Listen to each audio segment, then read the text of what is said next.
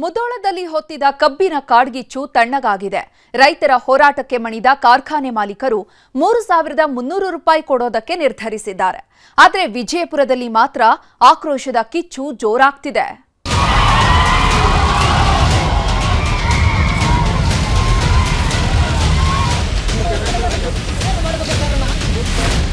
ಅನ್ನದಾತರನ್ನ ದೇಶದ ಬೆನ್ನೆಲುಬು ಅಂತಾರೆ. ಆದರೆ ಅದೇ ರೈತನಿಗೆ ಕಷ್ಟ ಅಂದಾಗ ಬೆನ್ನೆಲುಬು ಮುರಿಯೋ ಕೆಲಸ ಮಾಡ್ತಾರೆ. ಕಾಡಿ ಬೇಡಿದ್ರೂ ಕಣ್ಣೆತ್ತಿ ನೋಡಲ್ಲ. ನಾವು ಬೆಳೆದ ಬೆಳೆಗೆ ಒಂದೊಳ್ಳೆ ಬೆಲೆ ಕಟ್ಟಿ ಅಂದ್ರೂ ಕ್ಯಾರೇ ಎನ್ನಲ್ಲ.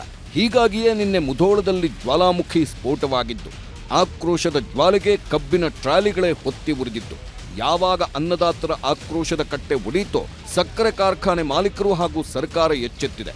ಬಾಕಿ ಹಣದ ಜೊತೆಗೆ ರಿಕವರಿ ಆಧಾರವನ್ನ ಬಿಟ್ಟು 3,300 ರೂಪಾಯಿಯಂತೆ ಪ್ರತಿ ಟನ್ ಕಬ್ಬಿಗೆ ಕಾಸು ಕೊಡುವುದಕ್ಕೆ ಸಮ್ಮತಿ ಸೂಚಿಸಿದ್ದಾರೆ.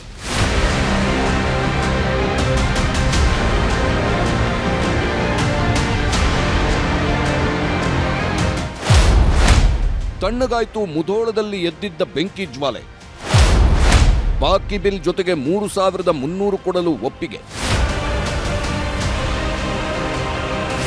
ತಾಳ್ಮೆಯ ಕಟ್ಟೆಯೊಡೆದರೆ ಏನಾಗುತ್ತೆ ಅನ್ನೋದಕ್ಕೆ ಈ ದೃಶ್ಯಗಳೇ ಸಾಕ್ಷಿ.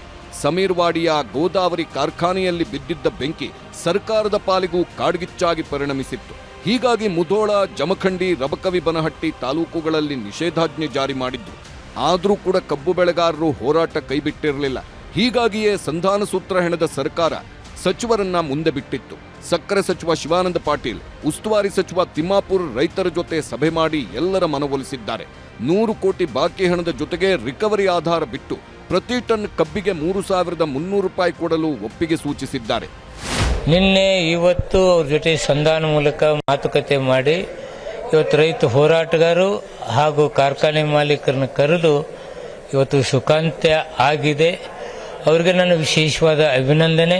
3,250 ರೂಪಾಯಿ ಮೊದಲನೇ ಕಂತು ಕೊಡ್ರಿ, ಆನಂತರ ಹಿಂದಾಡಿಸಿ ಅವ್ರದ್ದು 50 ಅಟ್ಟ ಸರ್ಕಾರದ 50 ಅಟ್ಟ ಬರಲಿ ಅಂತೇಳಿ ನಮ್ಮದು ವಿಚಾರ ಇತ್ತು. ಆದ್ರೆ ಅವ್ರು ಏನಂದ್ರು, ಇಲ್ಲ 3,200 ರೂಪಾಯಿ ಫಸ್ಟ್ ಬಿಲ್ಲ, ಆನಂತರ ಅವ್ರದ್ದು 50 ಎರಡನೇ ಬಿಲ್ಲ ಅಂತೇಳಿ ಅಂದ್ರು. ಅದಕ್ಕೆ ನಾವು ಒಪ್ಪಿದೀವಿ. ಗೋದಾವರಿ ಸಕ್ಕರೆ ಕಾರ್ಖಾನೆಗೆ ಬೆಂಕಿ ಬಿದ್ದಿದ್ದು. ಬಾಗಲಕೋಟೆಯ ಎಲ್ಲಾ ಕಾರ್ಖಾನೆ ಮಾಲೀಕರು ತಂಡ ಹೊಡೆದಿದ್ದಾರೆ. ರೈತರ ಬೇಡಿಕೆಗೆ ಸಮ್ಮತಿ ಸೂಚಿಸಿದ್ದಾರೆ.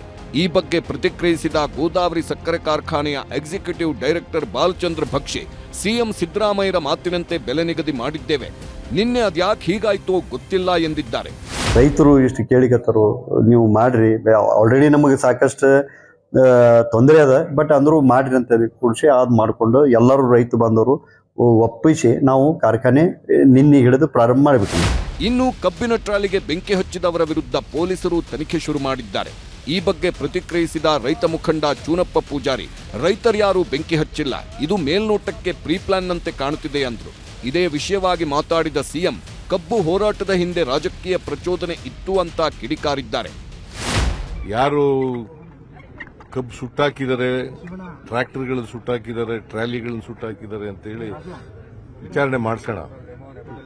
ಯಾಕೆಂತಂದ್ರೆ ರೈತರು ನಾವು ಸುಟ್ಟಿಲ್ಲ ಅಂತ ಹೇಳ್ತಾರೆ. ಪ್ರಚೋದನೆ ಇದ್ದೇ ಇರ್ತದೆ. ಪ್ರಚೋದನೆ ಈ ಬಿಜೆಪಿ ಅವ್ರಿಗೆ ಬೇರೆ ಏನು ಕೆಲಸ ಇಲ್ಲ ಅಲ್ಲ, ಪ್ರಚೋದನೆ ಮಾಡೋದೇ ಕೆಲಸ ಅವ್ರಿಗೆ.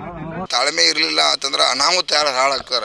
ಆ ಕಣ್ಣಾಗ ನೀರು ಬರ್ತದೆ ನೀನು. ಯಾಕಂದ್ರೆ ಆ ಟ್ರ್ಯಾಕ್ಟರ್ಗಳ ಪಾಪ 10 ಲಕ್ಷ ಗಂಟೆ ಸಾಲ ಮಾಡಿ ಆ ಸಾಲ ಹರಿದು 4 ರೂಪಾಯಿ ನಮ್ಮ ಕುಟುಂಬಕ್ಕೆ ಉಳಿಲಿ ಅಂತೇಳಿ ಮಾಡಿರ್ತಾರ. ಟ್ರ್ಯಾಕ್ಟರ್ ಸುಡುವುದು, ಗಾಡಿ ಕಬ್ಬು ಕೆಡುವುದು. ನಾವು ಕೂಡ ಬೆಳಗಾವಿ ಜಿಲ್ಲೆ ಒಳಗೆ 1,000 ಟ್ರ್ಯಾಕ್ಟರ್ ತರಿಬೋದು, ಕೈ ಮುಗಿದ್ದು ಕಾಲು ಬಿದ್ದು, ದಯವಿಟ್ಟು ಸಹಕರಿಸ್ರಿ ಅಂತೇಳಿ. ಒಂದು ಗಾಡಿ ಕೆಡುಗುಡ್ಲಿಲ್ಲ, ಅದು ಕರ್ತವ್ಯ, ನಮ್ಮ ಜವಾಬ್ದಾರಿ. ಟ್ರ್ಯಾಕ್ಟರ್ ನಮ್ಮದಾವ. ನಮ್ಮ ಮೇಲ್ನೋಟಕ್ಕೆ ಈ ಥರ ರೈತರ ವಾಹನಗಳಿಗೆ ರೈತರ ಬೆಂಕಿ ಹಚ್ಚಕ್ಕೆ ಸಾಧ್ಯ ಇಲ್ಲ ಅಂತ ಒಂದು ಭಾವನೆಯಿಂದ ಆ ಮಾತು ಹೇಳಿದ್ದೀನಿ. ಮತ್ತು ಯಾರು ಕಿಡಿಗಳಿದ್ದಾರೆ, ಅವ್ರು ಯಾರು ಬೆಂಕಿ ಹಚ್ಚಿದ್ದಾರೆ ಅವ್ರಿಗೆ ಮಾತ್ರ ಬಿಡೋದಿಲ್ಲ. ಇಲಾಖೆ ಯಾರಿದ್ರು ಅವ್ರಿಗೆ ಮುಂದಿನ ದಿನಗಳಲ್ಲಿ ಕಠಿಣ ಕ್ರಮ ತಗೊಳ್ತಾರೆ. ಇನ್ನು ವಿಜಯಪುರದಲ್ಲೂ ಕಬ್ಬಿಗೆ ದರ ನಿಗದಿ ಮಾಡಬೇಕು ಅಂತ ಹೋರಾಟ ಮಾಡುತ್ತಿದ್ದಾರೆ. ಆಲಮೇಲ ಪಟ್ಟಣದಲ್ಲಿ ರಸ್ತೆ ಬಂದ್ ಮಾಡಿದ ಹೋರಾಟಗಾರರು ಸರ್ಕಾರದ ವಿರುದ್ಧ ಘೋಷಣೆ ಕೂಗಿದ್ರು. ಒಟ್ನಲ್ಲಿ ಮುಧೋಳದಲ್ಲಿ ಧಗಧಗಿಸಿದ ಬೆಂಕಿ ತಣ್ಣಗಾಗಿದ್ದು, ಒಂದೊಂದೇ ಜಿಲ್ಲೆಯಲ್ಲೂ ಸಂಧಾನ ಸಭೆಗಳು ಸಕ್ಸಸ್ ಆಗ್ತಿವೆ. ಬಾಗಲಕೋಟೆಯಿಂದ ಮಂಜುನಾಥ್ ಜೊತೆ ಗುರುರಾಜ್, ನ್ಯೂಸ್ 18 ವಿಜಯಪುರ.